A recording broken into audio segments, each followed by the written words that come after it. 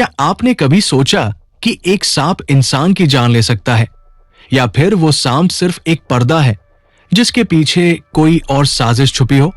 क्या एक रात में ऐसा राज खुल सकता है जो सबके रोंगटे खड़े कर दे? ये कहानी मेरठ के भसुमा गांव की है, जहां एक सुबह ने सबको हिलाकर रख दिया। 13 अप्रैल 2025 को मेरठ के अकबरपुर सादात के रहने वाले अमित को सुबह सुबह उसका 5 साल का बेटा चाय के लिए जगाने आया था, जो घर के ग्राउंड फ्लोर पर सो रहा। अमित जब काफी कोशिशों के बाद भी नहीं जागा, तो उसके बेटे ने कंबल को हटाकर अपने पिता को उठाने की कोशिश की। लेकिन जैसे ही उसने अपने पिता के ऊपर से कंबल हटाया, उसकी चीख ही निकल गई, क्योंकि उसने देखा कि उसके पिता के बगल में चारपाई पर ही एक सांप बैठा था। बच्चे की चीखें सुनकर उसकी मां यानी अमित की पत्नी रविता भागते हुए आई, और यह मंजर देखकर वो भी जोर से चिल्ला पड़ी। यह वाकया मेरठ के भसुमा नाम के एक छोटे से गांव का है, इसलिए शोर सुनकर आसपास के मोहल्ले वाले भी इकट्ठा हो गए। घर पर उस वक्त अमित की पत्नी रविता, उनके 3 बच्चे, अमित की मां और पिता विजयपाल थे। अमित का शरीर चारपाई पर बेजान सा पड़ा था, और उसके बाएं हाथ के पास एक सांप बैठा हुआ था। अब ऐसी स्थिति में किसी के अंदर भी हिम्मत नहीं होगी कि वो पास में भी जा सके, इसलिए यह भी पता नहीं चल पा रहा था कि अमित जिंदा है या नहीं। गांव वालों ने फौरन सांप को पकड़ने के लिए पास के ही एक गांव से सपेरे को बुलाया। बाद में सांप को तो पकड़ लिया गया, लेकिन अमित पहले ही दम तोड़ चुका था। अमित की मौत से पूरे परिवार में हाहाकार मच गया। अमित के माता पिता, पत्नी रविता और तीनों बच्चे फूट फूट कर रोने लगे। अमित के चारपाई पर लेटे और उसके बगल में बैठे सांप के इस हैरान कर देने वाले मंजर को वहां मौजूद गांव वालों ने अपने मोबाइल फोन में कैद कर लिया, जो सोशल मीडिया पर अपलोड होते ही वायरल हो गया। हर जगह यह खबर फैल गई कि सांप ने पूरी रात उसे 10 बार डसा और फिर सुबह होने तक वही अमित के बगल में बैठा रहा। गांव में हर तरफ लोग तरह तरह की बातें करने लगे। कोई इसे पिछले जन्म की दुश्मनी बताने लगा, तो कोई इसे इच्छाधारी नागिन और विष कन्या की कहानियों से जोड़ने लगा। अक्सर गांव कस्बों में सांप और इंसानों के ऐसे मुलाकातों की खबरें आती रहती हैं, जिसमें कई बार सांपों के डसने से लोगों की जिंदगी पर बनाती है। लेकिन यहां पर ऐसा इंसिडेंट अपने आप में काफी अलग था। चूंकि ये एक असामान्य मृत्यु थी, तो पुलिस का शामिल होना तो बनता था। इसलिए मौके पर पहुंची पुलिस ने अमित की बॉडी को पोस्टमार्टम के लिए भेज दिया। लेकिन किसे पता था कि विष कन्या वाला यह किस्सा किसी अलग रूप में सच होने वाला था। खैर, अमित और रविता की शादी लगभग 9 साल पहले हुई थी, और उनके 3 बच्चे थे, एक बेटा और 2 बेटियां। मेरठ के अकबरपुर सादात का रहने वाला अमित पेशे से घरों में टाइल्स लगाने का काम करता था। अमित की जिंदगी में सब कुछ सामान्य चल रहा था। गांव में उसका खुद का मकान था, जिसमें वह अपनी पत्नी, बच्चों और अपने माता पिता के साथ रहता था।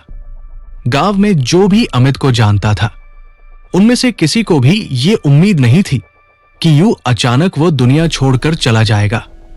इस घटना से ठीक एक दिन पहले, यानी कि 12 अप्रैल 2025 को अमित अपनी पत्नी और बच्चों को लेकर पास के एक मंदिर में गया था और शाम 7 बजे तक लौट आया था।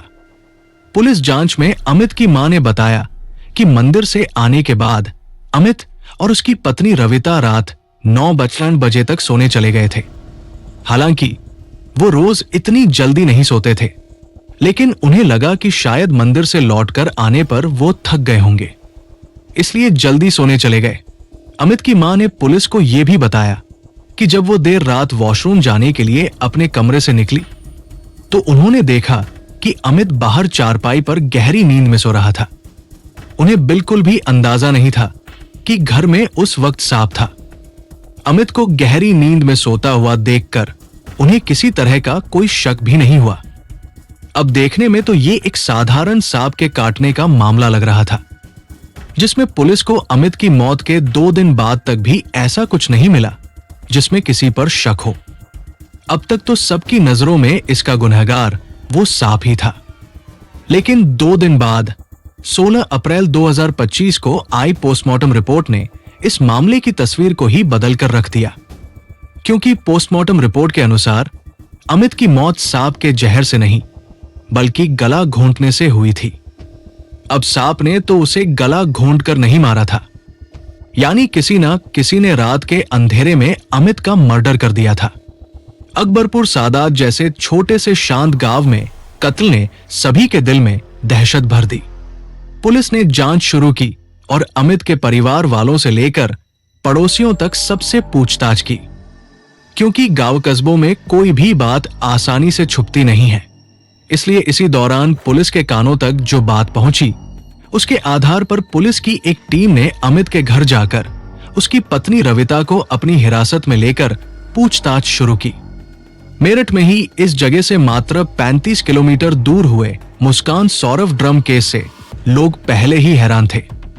ऊपर से अब एक और पत्नी का यूं हिरासत में लिया जाना अपने आप में एक सनसनी बन गया। लेकिन इससे ज्यादा चौंकाने वाले तो वो खुलासे थे जो रविता ने पूछताछ में उगलने शुरू किए थे। ऐसे खुलासे जिसने आखिरकार लोगों की इच्छाधारी नागिन और विष कन्या वाली बात को सच साबित कर दिया था।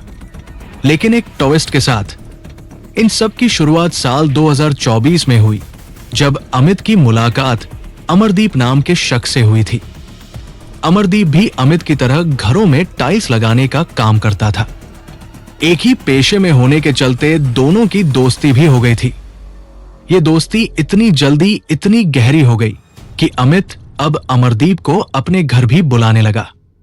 लेकिन दोस्त की तरह घर में दाखिल हुए अमरदीप का प्रेम प्रसंग अमित की ही पत्नी रविता से शुरू हो गया। ये अफेयर अमित के मर्डर से लगभग 7 महीने पहले शुरू हुआ था, जिसके बारे में वो पहले पूरी तरह से अनजान था। दोस्त होने के नाते अमरदीप को पहले से ही पता होता था कि अमित कब और कहां काम पर जाने वाला है, और इसी का फायदा उठाकर वो अमित की गैर मौजूदगी में उसके घर जाकर रविता से मिलने लगा। दोनों उसी घर में सबसे छुपकर इंटीमेट भी होते और किसी को भनक तक नहीं लग पाती, क्योंकि बच्चे काफी छोटे थे और रविता के सास ससुर बूढ़े और बीमार थे। जहां रविता के ससुर को लकवा यानी पैरालिसिस था, वहीं सास को ठीक से सुनाई नहीं देता था। लेकिन रोज रोज ऐसी बातों को आसपास और मोहल्ले वालों से छुपाना मुश्किल होता है, और वो आमतौर पर ऐसी गड़बड़ी को भाप ही लेते हैं। अक्सर एक्स्ट्रामैरिटल अफेयर की स्थिति में स्वाभाविक है कि शादीशुदा जोड़े के बीच रिश्ता धीरे धीरे बिगड़ने लगे और उनके बीच अचानक मनमुटाव या लड़ाई होने लग जाए। और यही अमित और रविता के बीच भी होने लगा था। ऊपर से अमित के कानों तक गांव वालों से रविता के चरित्र को लेकर यह बात भी पहुंच गई।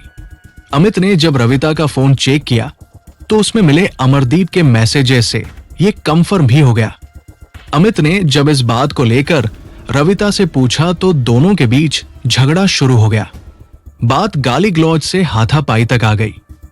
अमित का गुस्सा सिर्फ रविता पर ही नहीं बल्कि अमरदीप पर भी उतरा, और होता भी क्यों ना।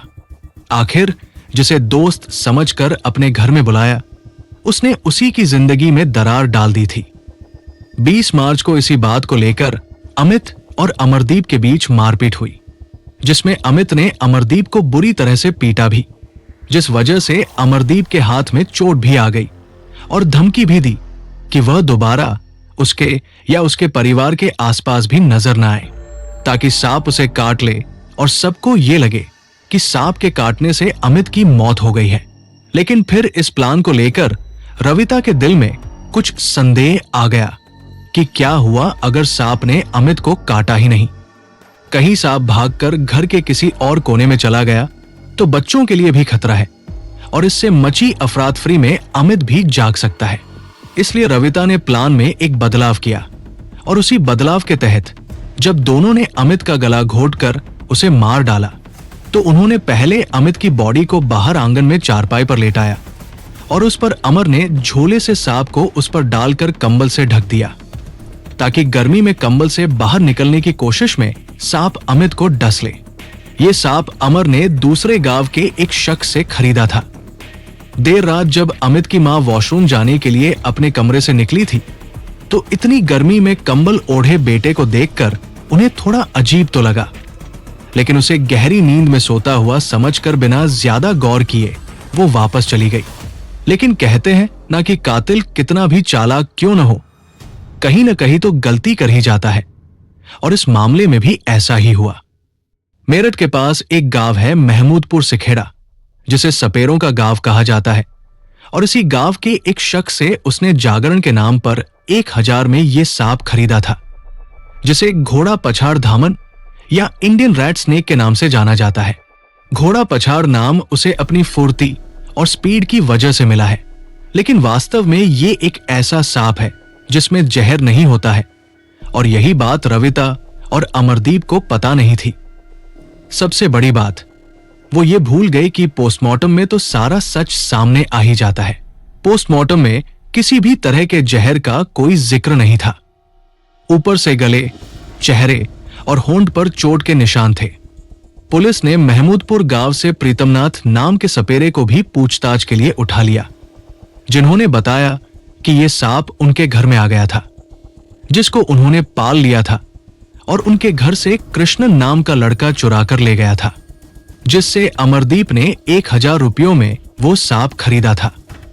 फिलहाल पुलिस ने रविता और अमरदीप को गिरफ्तार कर जेल भेज दिया है, लेकिन रविता को अपने किए पर कोई पछतावा नहीं है।